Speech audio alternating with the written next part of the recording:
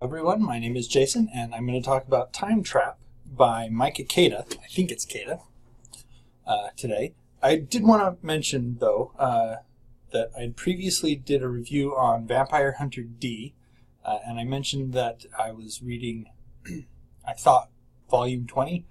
Volume 19 was what I was currently reading. It's called Mercenary Road. Anyway, back to Time Trap. Now, Time Trap is not one of the novels that I would usually read, but I am a member of a website called BookBub, book and then bub.com, and what they do is it's really nice. You create your profile and then you say what kind of books you like, and they send you an email about daily with ebook deals. And those ebook deals sometimes have free ebooks. I got this, I think originally, I thought one of my kids might like to read it, so I downloaded it. And I started to read it. Like I said, not my usual cup of tea, but I read it anyway. It took me a while to read it. And this isn't because it was boring or anything. It was just that I would read it when I would attend my son's ball games. I would read it when he was not on the field or up to bat. So when it was somebody else, and I'm not really a baseball fan. So when my son was out on the field, the phone was closed and in my pocket. But when my son was either at bat or out on the field, when my son was on the bench waiting for his turn or whatever, then I would read. So I started this actually back in July. Started back in July, just finished it at the end of December. Anyway, let me go into the book a bit. So it's kind of a split timeline book. It's called Time Trap, so you kind of get the sense that it's going to be time travel sci-fi. This girl, possibly the one pictured here on the cover, her name is Rayan. She wakes up in the desert in New Mexico, and there's a vision in front of her telling her to get up and run because there's something after her. So she looks around, and indeed there is a monster. She runs away from it, climbs up a cliff. The monster shapeshifts to follow her. She tumbles down the other side into a group of teenagers. The whatever it was that was following her at that point backs off, and the cops show up. All the teenagers are rounded up. Rayan is fingerprinted and everything, but nobody knows anything about her. So you can look on the picture there. It says her memory is blank. She doesn't know. She's got amnesia. She gets taken to this institute. And the institute runs some tests on her and things, and they want her to stay there because she might be gifted. Anyway, at the institute, she meets several people, two of whom are important to the story, Tony and Gabby. Gabby is kind of a strange girl. She's got different colors and hair is all done weird. And then Tony is cocky Jersey boy. He's got some tattoos and stuff. Well, she gets assigned to work with them on a computer project. And they go to the lab where all the computer equipment is stored, and she finds a laptop. She opens it up. Upon booting it up, she touches the screen and is drawn into the computer. Gabby and Tony grab a hold of her to try to pull her back, and they in turn are drawn in as well. They end up in a pod. The pod kicks them out in a jungle. A jungle that is completely unfamiliar to them, alien sky, that kind of stuff. And they're attacked by the jungle fauna when they're trying, the jungle flora, while they're trying to find out what's going on. Turns out that Rayan has some mystical abilities. She summons energy and uses that energy to destroy this plant that had been attacking her, Gabby, and Tony. They go back to the pod and are immediately set upon by a group of kids. spear-wielding, loincloth clad, all that kind of stuff.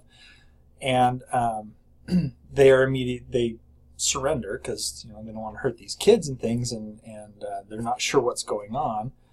And then a beast, they call it the Kroggle, shows up and attacks. And Rayan uses her abilities. She grabs a spear from one of the kids, shoves it into the Kroggle, summons this energy, channels it through the spear, blows the Kroggle apart.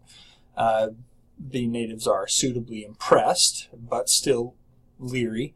They take the three of them back to their camp, and you find out that they are a group of children who are called mystics. Their people are called the mystics. And there's a battle between the mystics and the Technati, who are led by Sio. Now, if you're reading this stuff, I don't know how much I should tell you if you were going to read something like this. But it definitely shows that the author has in mind a divide between technology and mysticism. And these mystics, the children of the mystics, have been captured by the Technati and sent to this, they call it a sphere. They've been sent there because there's been this, like I said, there's been this war between the Technati and the mystics are using their power to protect themselves. And if the Technati try to do anything to mystic children, that calamity is visited also upon the Technati children. So if one of the Technati were to kill a mystic child, one of the Technati children would suffer that same fate. But they've been able to get around it by capturing these children and sending them to the sphere, because they're not hurting them. But if they die in the sphere of natural causes, it's not then visited on the Technati children. So these children are understandably worried about their survival, and they view outsiders with skepticism. They're not trusting.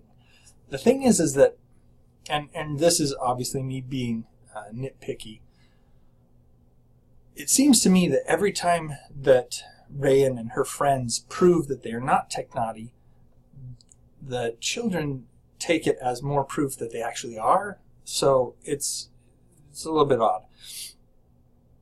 Anyway, so while this story is about moving back and forth, like I said, they find out, like time trap and everything. I can reveal to you this: they do find out that they've moved into the future in this sphere. They're no longer the novel is set in 2018, so they're no longer in 2018. They're in like 21 something, 2190 something, if I remember right. Anyway, they meet several teenagers about their age that are in this sphere. As I said, not really my cup of tea. I did read it. This is the first in the Red Moon series, so there are at least 2 more novels after this. No offense to the author, I'm not going to read them. I just didn't get drawn into the story. Like I said, it took me a long time to read it. I could have. The thing is that I have read ebooks. I do read them. If I like them, I will sit down and I will read them. I prefer paper. But at the same time, I have nothing against ebooks. But this one, I just really wasn't interested in really finishing it and finding out where the story went. The other thing was, it was very romance heavy and possibly directed more towards females than males, and so maybe that was what didn't jive with me. In fact, they're here in this dangerous situation, and at times, rather than seeing these people as their enemies, it's like they really want to get together. But, and I'm sitting there going, this is kind of like Stockholm Syndrome, where, you are captured, you're being held captive by these people who are kidnappers, and it just didn't feel right at that point. I mean, maybe if there'd been like welcoming them in, and making concessions, allowing them, taking their word at face value and being more accepting, but they were very standoffish and very much against them because of, they weren't the same as us kind of thing. And Tony did say that he was very good with technology, and they took that immediately as, your technology, we're going to kill you. And so they're sitting there trying to there's this very antagonistic relationship between these three from the past and this tribe of children from the future, and there wasn't really at that point, to me, a reason for them to try to establish relationships. It wasn't like, ooh, he's really hot looking, I should go and flirt with him. It was like, he's gonna kill my friend, maybe we should not be friends with these people. So anyway, if this is what you're interested in, go for it. Not really my cup of tea. Like I said, I've read this one. I don't plan on reading any of the other ones, but it wasn't bad. It just wasn't that great, in my opinion.